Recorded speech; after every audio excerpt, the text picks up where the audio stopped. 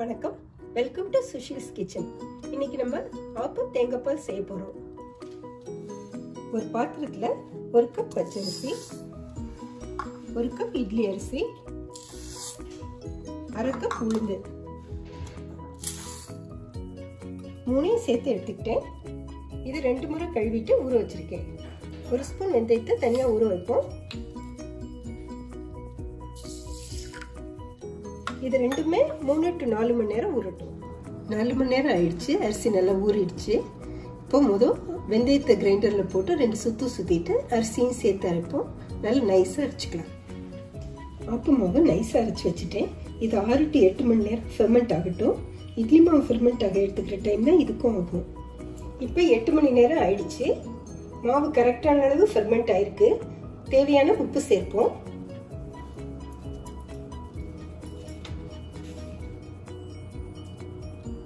இதோட 100 to 200 ml இளநீர் சேர்த்து கலக்குவோம்.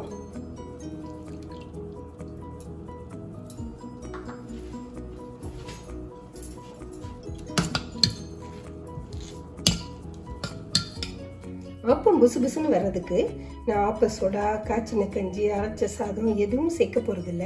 இளநீர் மட்டுமே சேர்க்கிறேன். இளநீர் பாக்கெட்ல கிடைக்குது. இல்லைன்னா ஒரு தேங்காய் உடைச்சு தண்ணியை வடிகட்டி சேர்த்து கலந்துருங்க. அவ்வளோதான். கிட்டத்தட்ட தோசை மாவு திக்னஸ் இருக்கணும். இது ஒரு 20 நிமிஷம் அப்படியே இருக்கட்டும். அதுக்குள்ள அப்பத்துக்கான ட்ரெடிஷ்னல் சைட் டிஷ் தேங்காய் பால் தயார் செய்வோம். 2 கப் தேங்காய் துருவல் எடுத்திருக்கேன். இதோட 5 ஏலக்காய், 2 கப் வார்ம் வாட்டர் சேர்த்து லேசா அரைச்சுப்போம்.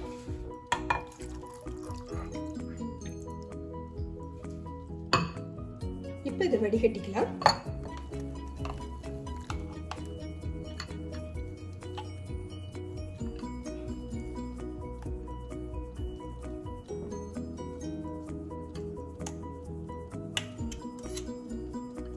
இதை மிக்சியில போட்டு 1 கப் வார்ம் வாட்டர் சேர்த்து இன்னொரு முறை அரைச்சுப்போம். அரைச்சிட்டு இதையும் வடிகட்டிக்கலாம்.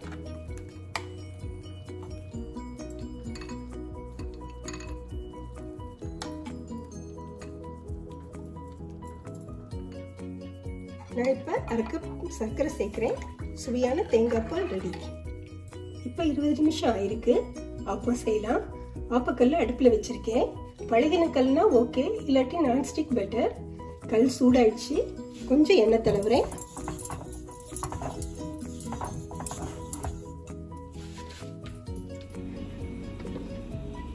ஒரு கரண்டி மாவு ஊற்றி சொல்லிட்டு மூடி வைக்கிறேன்.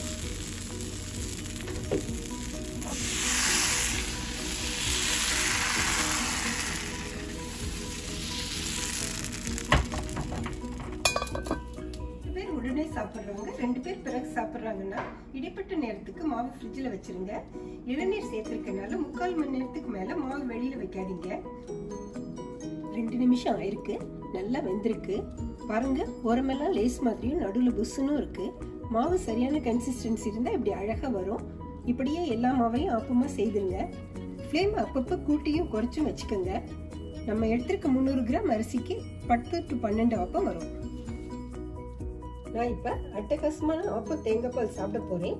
நீங்களும் செய்து பார்த்துட்டு கமெண்ட் சொல்லுங்க. பிடிச்சிருந்தா லைக் பண்ணுங்க. உங்கள் உறவினர்கள், நண்பர்களோடு ஷேர் பண்ணுங்க.